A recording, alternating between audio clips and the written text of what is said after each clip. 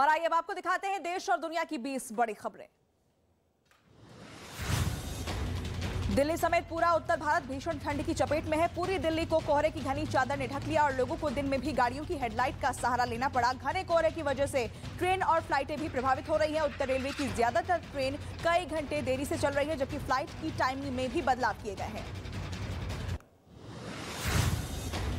उत्तर प्रदेश के कन्नौज और उन्नाव में घने कोहरे की वजह से हादसे हुए। कन्नौज में एक तेज रफ्तार बस अनियंत्रित होकर एक्सप्रेसवे से नीचे गिर गई। हादसे में बस में सवार 3 लोगों की मौत हो गई, जबकि उन्नाव में हुए हादसे में एक महिला समेत 4 लोगों की मौत हो गई। मुख्यमंत्री योगी आदित्यनाथ ने दोनों हादसों पर दुख जताया।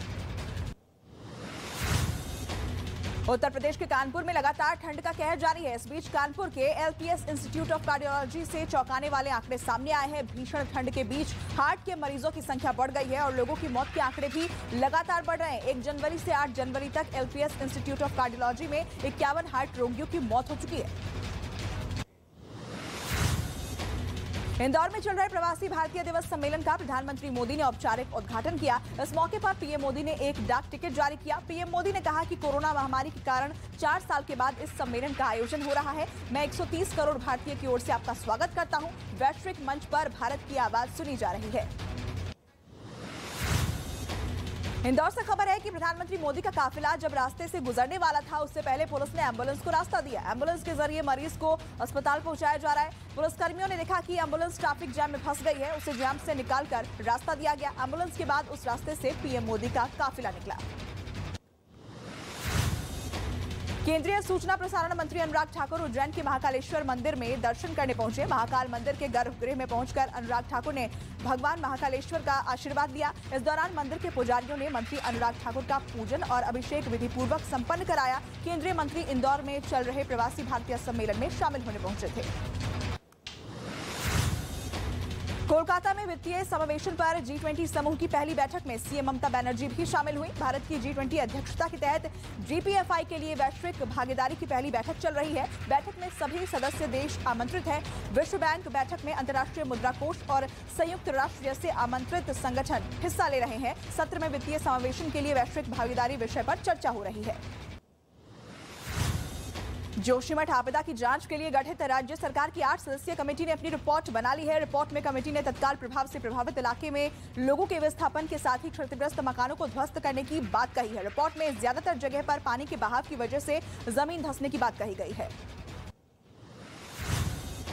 जोशीमठ के सिधार इलाके में घरों में दरार के बाद निर्माण कार्य पर रोक लगा दी गई है। जिन मकानों में कंस्ट्रक्शन का काम चल रहा था, उन्हें तत्काल प्रभाव से रोक दिया गया है। दरारों की वजह से जर्जर हो चुके मकानों पर लाल निशान लगा दिए गए हैं, लेकिन अभी भी यहां लोगों में दहशत बनी हुई है। शासन प्रशासन लगातार लोगों तक मदद पहुंचा रहा है।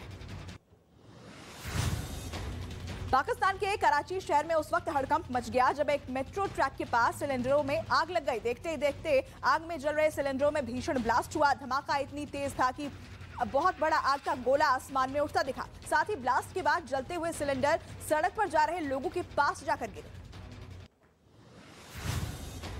लखनऊ के विशालखंड इलाके में एक मेजर की कार में आग लग गई। मेजर का आरोप है कि रिहायशी इलाके में डीजे बजाने से मना करने पर होटल मालिक ने उनकी कार में आग लगवाई। आरोप है कि होटल मिलानो एंड कैफे में देर रात तेज आवाज में डीजे बज रहा था, जिसका मेजर ने विरोध किया था। पुलिस मामले की जांच कर रही है।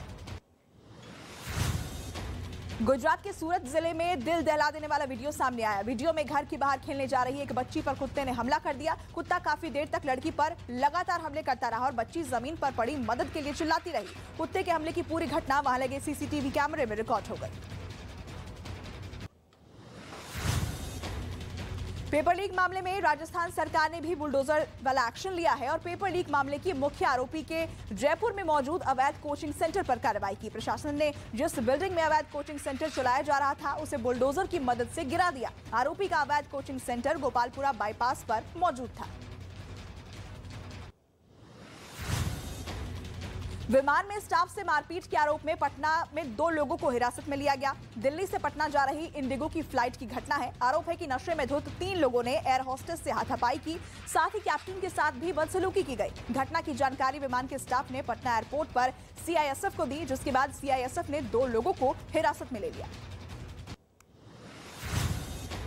बिहार के कटिहार में वंदे भारत ट्रेन पर पथराव किया गया। बदमाशों ने बारसो इलाके में ट्रेन पर पथराव किया। ये ट्रेन न्यू जलपाईगुड़ी से हावड़ा जा रही थी। पथराव की वजह से ट्रेन का कांच चुटक गया। बीते एक हफ्ते में यह तीसरा मौका है जब वंदे भारत ट्रेन पर पथराव किया गया। बीती 2 जनवरी को मालदा में और 3 जनवरी को फांसीदेवा के पास पथराव किया गया था।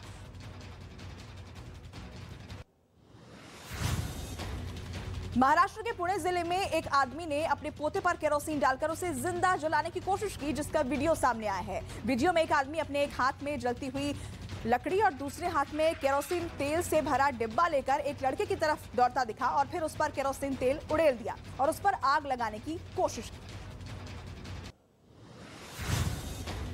मध्य प्रदेश के सिवनी से हैरान कर देने वाला एक वीडियो सामने आया। उसमें एक थाना प्रभारी की पत्नी फिल्मी गाने पर उनके साथ वीडियो बनाती दिखाई दी, जिसका वीडियो अब सोशल मीडिया पर वायरल हो गया। वीडियो वायरल होने के बाद इसकी शिकायत पुलिस के आला अधिकारी से कर दी गई। पुलिस ने केस दर्ज कर लिया और मामले की जांच में जुट गई है। ब्राजील की संसद और सुप्रीम कोर्ट में तोड़फोड़ और हिंसा के बाद पूरे देश में इमरजेंसी का ऐलान कर दिया गया। उपद्रव कर रहे बोल्सोनारो के 400 समर्थक गिरफ्तार किए गए। पीएम मोदी ने ब्राजील की हालात पर चिंता जताई है। राजधानी ब्राजीलिया में पूर्व राष्ट्रपति जायर बोल्सोनारो के समर्थकों ने जमकर हंगामा किया था। हजारों की संख्या में प्रदर्शनकारियों ने इमारतों को नुकसान पहुंचाया।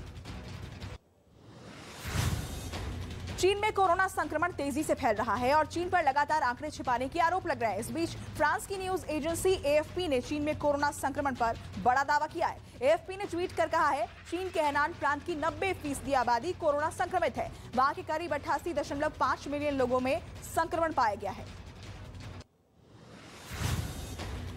चीन के जियांगसू प्रांत में एक बिल्डिंग में भीषण आग लग गई। आग की दिल दहला देने वाली तस्वीरें सामने आई है, जिसमें पूरी बिल्डिंग धुएं के गुबार से घिरी दिखाई दी। बिल्डिंग में चारों तरफ से आग लगी दिखी। जानकारी के मुताबिक जिस बिल्डिंग में आग लगी थी वो एक बैटरी बनाने वाली फैक्ट्री है और रविवार को उसमें भीषण आग लग गई थी।